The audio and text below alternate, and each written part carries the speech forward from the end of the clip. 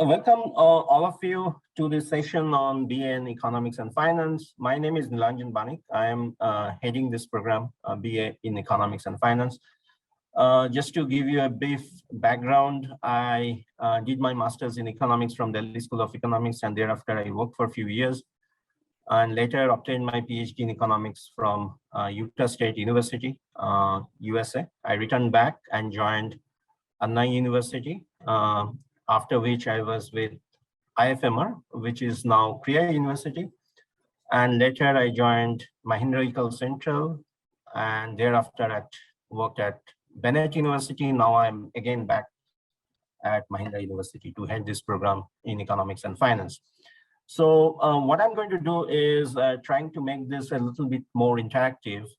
And I can see that there are 10 attendees, so please feel free to participate, and that will make it much more, I would say, exciting.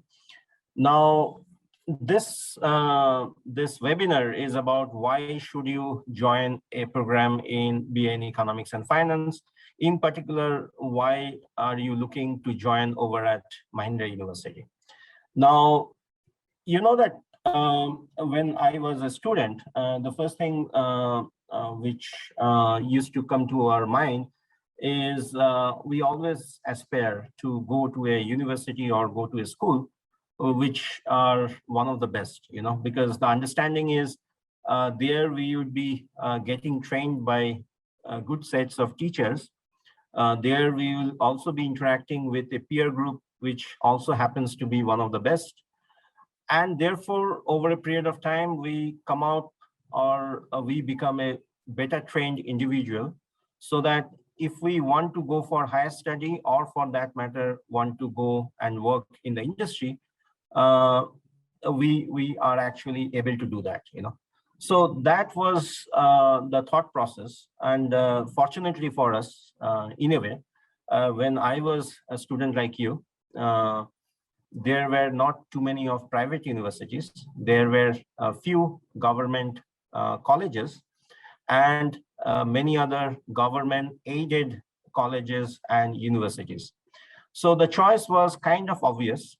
For instance, some of the better known place to study economics at the postgraduate level were at ISI, Indian Statistical Institute, Delhi School of Economics at Delhi University, or for that matter, Jawaharlal Nehru University, which is again based out of Delhi. But then the competition was quite rigorous, and some of us who were fortunate to clear the entrance exam eventually took up, for instance, I graduated from Delhi University, so I was fortunate that I got a seat over there, because out of 60,000 people who wrote that exam, there are only 120 seats. Now, fast forward, when you are now applying or thinking of applying to some graduate program in economics and finance, the good news is there are many more options available in comparison to what were there when I was a student like you, So therefore, that is a good news, because the choices are ample. The not so good news is, by the way, because I can see 10 attendees over there.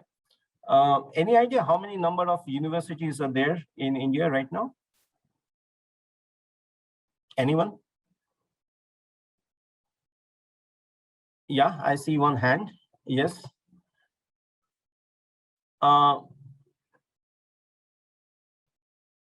Yeah, Anup, go ahead. Can you unmute yourself and tell me? Yeah, Kriya. Okay, Priya, yeah. I'm Mrs. Anup here. Okay. Anup is busy with his office work. Okay. Yeah, Kriya, and there is one in Delhi. So how many private, so my question is, if in India, if I'm looking at the number of universities available, there are now close to 1,000 universities, Yeah. And every year there are close to 3.4 million graduates who are passing out, So Yes, that is the good news, Priya.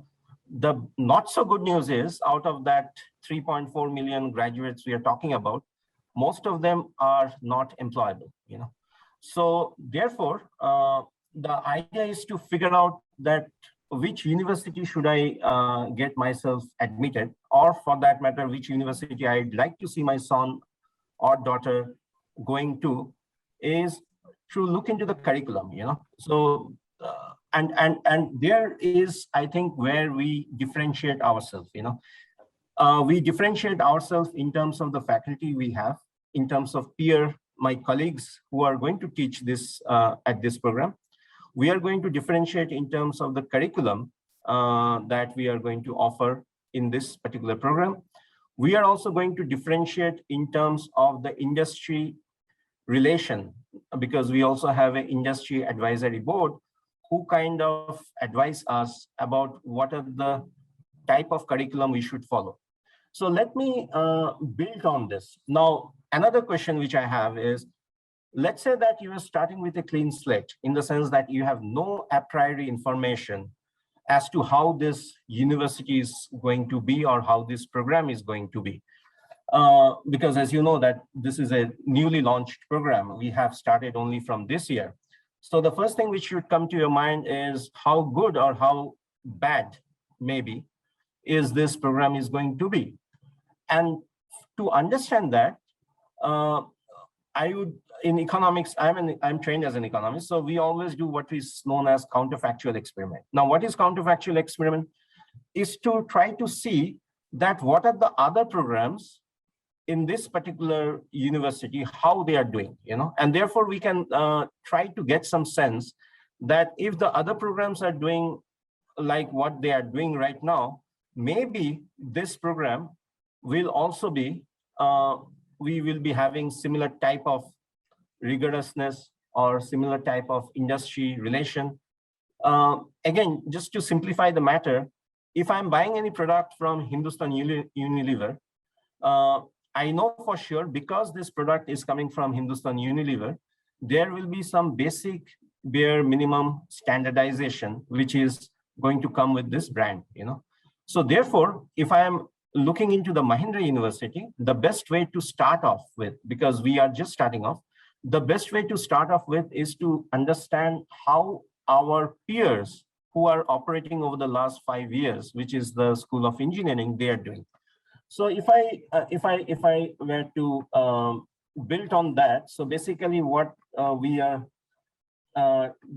trying to tell you is the Mahindra University is backed by the Mahindra Group, and this is a well-known group, and and I don't have to say much about this, because it has got a dollar revenue of in excess of 20 billion US dollar. It is spread across 22 sectors. Mahindra University in particular is backed by Tech Mahindra Group, which has presence in digital data, artificial intelligence, Internet of Things. And the point to highlight here is we are talking about technology, So that is one of the differentiator, and that is something I'm going to build up as we proceed further. You will find that in our curriculum, not only we have formed an industry advisory board who are going to tell us what would be the cutting edge curriculum should look like in order to make your graduate industry ready, but also our parent company who are actually backing us.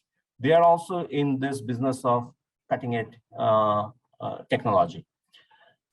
As I was mentioning that in the counterfactual experiment setup, I will also look into how the School of Engineering, which is the Ecole Central School of Engineering, how that particular college is doing.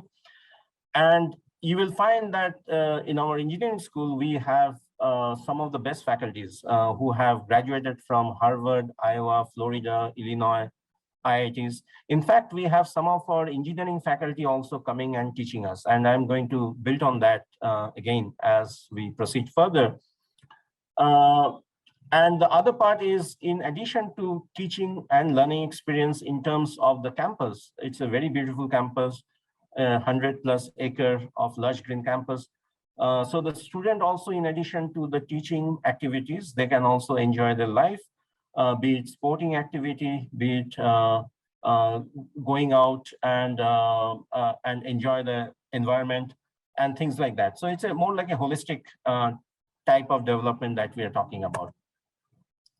Now, about the School of Management, so the School of Management, now let's talk about the curriculum, So when we started, and this is, I'm emphasizing over and over again, the idea was two things. One is whether our curriculum is such that whether if the students wanting to go to the job market after graduating from here, will they find a job? Because I just now mentioned a few minutes back, we have had around 3.4 million graduates passing out every year. And if you look into the data, daily less than 2% of the Indian graduates who apply for jobs actually get one. And therefore, why is it that the remaining 98% of the population, they are not able to find a job? So when we spoke to the industry leader, or for that matter, if you speak to some of the people who are working in the consulting firm or the Big Four, they will tell you that most of the curriculum which are being taught in these 1,000-odd industries, in most of them, the curriculum are backdated. They emphasize on rote learning without trying to understand whether the student have got some hand-on experience, So there we come in, there we try to make a differentiation. And thankfully, our partner in this regard is Cornell SC Johnson School of Business. Now, as you know, that the Cornell University is one of the one of the top-rated university, Ivy League university, with around 150 years of experience. We starting from March, this much I can tell you that we started interacting with the faculty, trying to understand what would be the most cutting edge type of curriculum that we bring to the table, so that even if someone in India want to have this Ivy League type of education, he or she can actually obtain that. You don't have to go to the US. You can probably get at 1/10 of the price as how much you have to spend if you were to send your son and daughter over to the US and get this Ivy League education. We are not saying that we are going to, we are as par with, let's say, Cornell Johnson, but what we are claiming is because we have this collaboration in terms of setting up our curriculum, we are able to standardize our curriculum in the sense that what is being taught in most of the US undergrad schools, you will find those courses are being taught over here at Mahindra. So I just want to flag that very important thing, which is you don't have to go to the US. You still get the same type of education, maybe at 1/10 of the price, with the luxury of staying back in your country, maybe in your city, and getting access to the similar type of program which is being offered out there in some of the Ivy League colleges. And there, the importance of having this partnership with the US Cornell University, okay? We are also giving you the opportunity to spend 3 weeks time over going to Ithaca campus, where the Cornell University is based out at, and take few courses from their faculty. In fact, their faculty is also going to, some of their faculties are also going to come and visit, and that is conditional upon that this COVID protocol or the COVID thing goes away, Otherwise, they will still be indulging in teaching, but in the online mode. Now, this is the campus of Cornell Johnson College of Business, where if you are joining, you will get an opportunity to visit there for the internship program for 3 weeks during the summertime. Now, just to give you an idea about why we want to study economics and finance, again, economics and finance is not only about making money. It's not about stock market. It's not about getting a, let's say, hefty paycheck. It's not about, so economics and finance, what we are going to teach you is all about these 3 important, what we call group of people, group of I won't say people, but group of agents. The first is people, the second is firms, and the third is government. Now, it's all about the choices that the people make. It's about the choices the firm make. It's about the choices the government makes. Now, why people, or that for that matter, firms and government, they make choices? Because resources are limited. Even if I'm talking about the government, you can always try to argue that government may have got all the governments, they may have got access to, they can ask the central banks to print as much money, but that is not the option, because if you're printing money without any your real sector doing well, that will add up to inflation and the economy will collapse. So the economics is all about choices that people make. Why choices? Because the resources are scarce, and therefore I want to prioritize which one of the activities out of various activities which are available I should be doing, on the basis of the return, marginal return that I'm making. So economics and finance train you to make a choice which is more relevant, which is more profitable, which is more maybe going to increase your satisfaction or utility. Okay. Now coming back to what I was trying to, so I've spoken about why Mahindra University's this BA Economics and Finance, because we have designed a curriculum which you will not be getting elsewhere in India.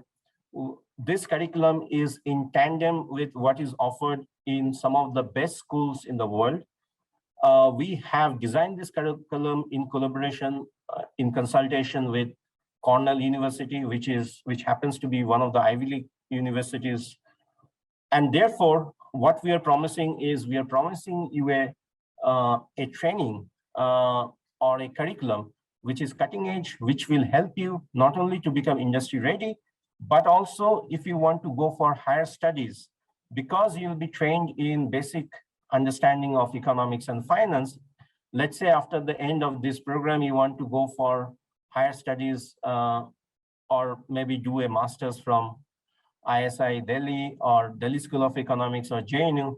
I am 100% sure the curriculum that you'll be going through will allow you to compete yourself in all this highly competitive or all this highly premier institute, and maybe you will also get a chance to study over there. Now, one thing is about designing the curriculum. The other thing is you should also have people who are qualified enough to teach this curriculum, and therefore we were very conscious about the people who we have hired. Starting from March, we have had received close to 200 applications, out of which we have handpicked or cherry-picked 10 of us. And these 10 faculty members are already recruited. And who are them? 3 of us, we are having a PhD degree from outside India. Our dean, he is a well-known entrepreneur and strategy professor across the, he's one of the top few professors in entrepreneurship and strategy. He was the dean of China Europe Business School for a long period of time. Before that, he was also working with IESE. That's again a prestigious business school based out of Spain. Our BBA in digital technology is headed by Professor Pradeep Racharya. He is also a well-known marketing professor. He obtained his degree from Temple University.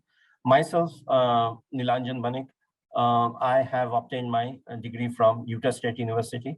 Our dean, Professor Ramakrishna Velamuri, as I mentioned, he is one of the top-notch professors, not only in terms of research, but also in terms of teaching in the area of entrepreneurship and strategy. We have also hired few faculties who have graduated from IIM Ahmedabad, IIM Bangalore. 2 are from IFMR, 1 is from BITS Pilani. And so these are the, all are very trained in research, and we have been publishing quite a bit. which is to showcase the robustness or the rigorousness of our program, because as I said, that one thing is to design curriculum with the help of some of the best schools around the world, but you also need people to teach them. And here I can proudly say that this, my peer group, my colleagues, are one of the best trained in their respective field. So in the first year, as you know, that I'm teaching with my colleague George this course in microeconomics. Principle of marketing is being taught by Pradeep Racharla, and you can see the degree also of the professors, just to showcase that they are qualified enough to offer this program. Introduction to statistics is taught by Pranjal. Financial accounting is taught by Professor Rafat, who is the former director of Center for Economics and Finance. For a long period of time, she was with Administrative Staff College. She's also teaching at Indian School of Business. Spreadsheet modeling for decision making is taught by Professor Ayushi Tandon. Then business communication is taught by Shivdasini Singh Amin. And entrepreneurship lab is taught by Professor Rajkumar Fatate. And the Cornell course will be partly taught by our dean, Professor Ramakrishna Velamuri, and Professor Risa Mish, who is going to visit us from the University of Cornell. So this is in short about the capability part, because we have first talked about the designing of the curriculum. Why designing of the curriculum? Again, to rephrase, because we want to ensure that the students are industry ready, A. B, if they want to go for higher study in some premier institute, they have the required training to do that, so that is the B part. Then I explained that we also have hired the faculty of high caliber who can actually deliver this program, And now let me come to the C part, because we also, as I mentioned, that we want to make our student industry ready, and therefore we also wanted to get some advice from our industry advisory board. So we have actually formed one industry advisory board where we have people from financial startups, where we have people from Reserve Bank of India, where we have people from who are working as economists, finance specialists, and things like that. Now, these are some of the things which, now let me come a little bit more about the how we have designed this curriculum, because that will give you an idea about what is there. So in the first year, we have what is called common core, because as you know that we have 3 degrees. One is BA in Economics and Finance, one is BBA in Digital Technology, and BBA in Digital Analytics. So these are the 3 programs we are running. So in the first, this common core that you see in this slide are the courses which are offered across these 3 programs. So these are common to all the program, irrespective of the specialization that you are taking. Then you have program core. So for instance, program core for economics will be different than the program core for BBA in digital technology or BBA in digital analytics. And thereafter you have specialization. So just to give you an idea of what we expect, so what we expect for our student once they are trained in this program, if you are getting a data like this, so for instance, India's GDP at constant price grew at a compound annualized growth rate of nearly 6.5% over these 30 years. So what does it mean? So they will be able to interpret these numbers, They will be able to come out with what would be the better choice, or where to invest and how to invest. So these are the why and what and how part. That is something we are going to train in our program. Now, just to give you the bigger picture in terms of the program curriculum, in the first year, you have typically in the core program, you have all these courses coming from entrepreneurship, management principle, marketing, economics, critical thinking, and problem solving. So this is quite important, because if you're emphasizing on rote learning, you don't give importance to critical thinking and problem solving, something that we are doing, something which is valued even in US and most of the European countries. So we are also putting emphasis on that. We are also putting emphasis on programming skill. We are not putting emphasis on statistics. We are putting emphasis on finance, mathematics. So this is going to give you the foundation. So just to give you a broad idea of what are the courses that you are going to take in economics, you have macro, micro, managerial, political economy, industrial economics, so on and so forth. In finance, you have financial accounting, introduction to finance, and we are going to share this slides. So if you want to go into greater details or if you have any particular question about any program or any subject area, which is falling under, let's say, economics, finance, or statistics, you can come back to me. So the other things which I want to emphasize is, this is again a differentiator for us because we are also backed with a Tech Mahindra group, and we are offering, we also have the flexibility of offering some courses from the engineering school. So we are also putting emphasis on the technology part, which is not there in any undergraduate, this much I can tell you right now, in any undergraduate program in India, which is offering a program in BA in economics and finance. So in terms of differentiator, not only we are looking into subject areas, spreading across other disciplines, for instance, management, marketing, strategy, operation, but also we are equally putting emphasis on programming language. We are putting emphasis on statistics, econometrics, mathematics, and the technology, the technological aspect of it. For instance, DBMS with SQL, programming with Python. So I just now mentioned that we will also be taking help of our engineering faculties. So we are thinking that, for instance, this SQL course will be offered by faculty from our computer science department. Again, why? Because these are the requirement, what we figured out in consultation with the Cornell University. These are the courses that the student need to learn if they want to become industry ready, if they want, or for that matter, because the way paradigm is shifting, unless and otherwise you put emphasis on mathematics, statistics, and technology, you are not going to get the job, or for that matter, you are not going to get into any good universities in the years to come. So that therefore this excessive emphasis on finance, statistics, mathematics, and technology part. What are the careers possible? I think the sky is the limit if you actually are able to. And again, if you look into where our students from the School of Engineering, they have gone to some of the best known universities in the world. And again, why? Because the curriculum we are offering at Mahindra University is one of the best.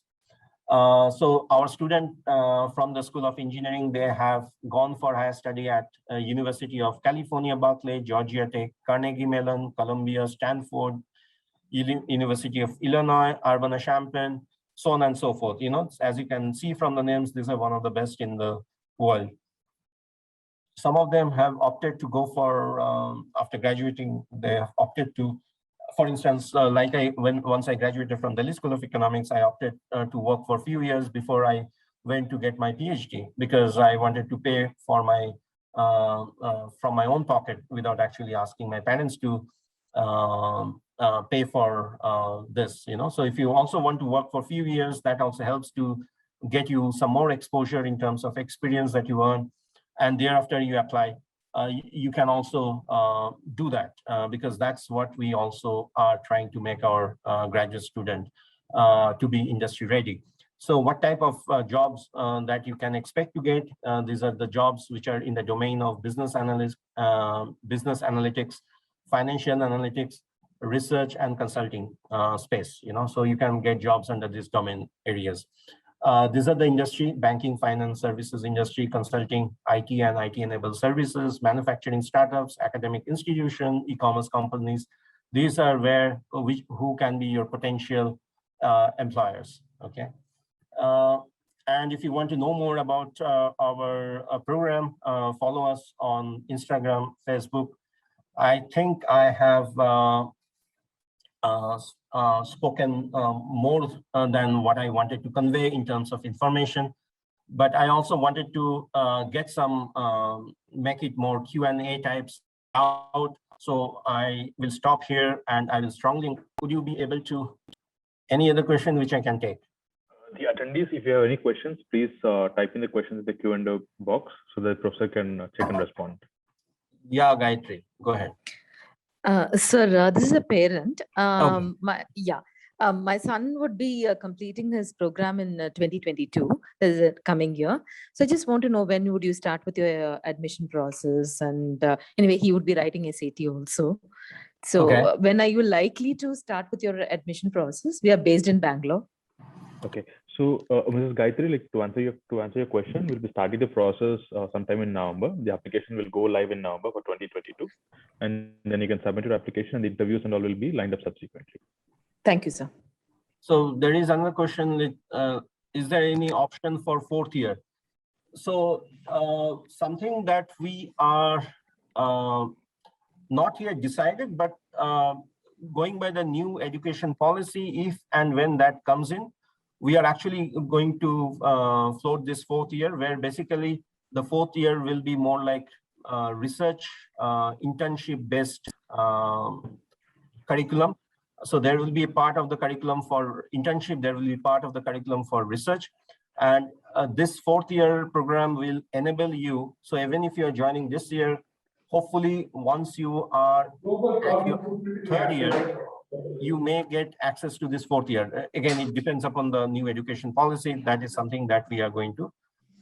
So that will actually allow you to directly apply for master's or PhD level program in the US. Can I know the tenure of the course and the fee structure? I think my colleague from the marketing team, you can get in touch. Anuprabha Shivaraman is asking this question. So my colleague from marketing team will be able to. So the tenure of the course as of now is 3 years, but we are planning to extend it if at all we are allowed to do that to fourth year. What is the admission process for this year? We have this question coming from Sakshi. The admission process is you come for the personal interview. Myself and my dean will be there. And then if we find you eligible, you are admitted. Is there any coverage of ESG and green finance? Yes, that will be covered as part of the specialized course, maybe at the end of second year or beginning of third year.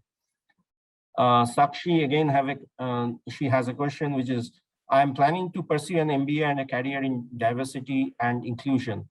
Do you think the program is, so MBA, yes, because if again, the key word is where you are trying to get your MBA from. If you are going to get your MBA from the premier institute, you will have to qualify with a good percentage marks in CATs. And now in order to qualify, get good marks in CAT, you need a better training, which we are promising. And how you do once you sit for that exam, it's up to you. Total number of student intake per year, 30 students per batch, per program per year. Yeah. So in economics and finance, we have 30 students to start with. Yeah. Professor, with your permission, I'd like to talk briefly about the admission process. Yes. Some of the questions were around it. Yeah. So to the students who are looking at admission for taking in this year, 2021 academic year, we are having the last round of interviews for this cycle sometime in this week, that is Thursday. We're going to do it in the evening at 4:30 to 6:30. In case if there is anyone who's not yet applied to us, please submit your application online, and you will be getting a call from us with the interview schedule.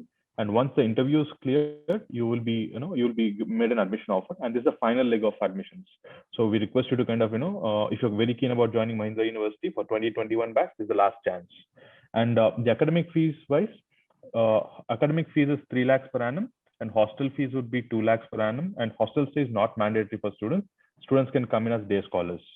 So, and we also offer scholarships to students. That is 10% of the batch is given a scholarship of 75,000. So for example, if you have an intake of say 30 students in a branch, 3 students will be given 75,000 scholarships. That's the scholarship which we extend to the top 10% of the batch. Any other question which I can clarify, I can take? Professor, there's a question on semester exchange with Cornell. Yeah, so right now what we have is, we have the internship program where basically you are going to spend 3 weeks time in Cornell. But we don't have, as of now, the semester exchange program. So that is something we are talking with Cornell, which is, we have not gone to that stage, so that would be that. If we apply in November for next year. So Rakesh, you may want to answer that. Yeah. So if in case you apply in November, so the first round of interviews is likely to happen by end of November or early December, and immediately you'll be known your status of admission. So if you wish to take admission with us, you can block as early as the first week of December for the 2022 batch.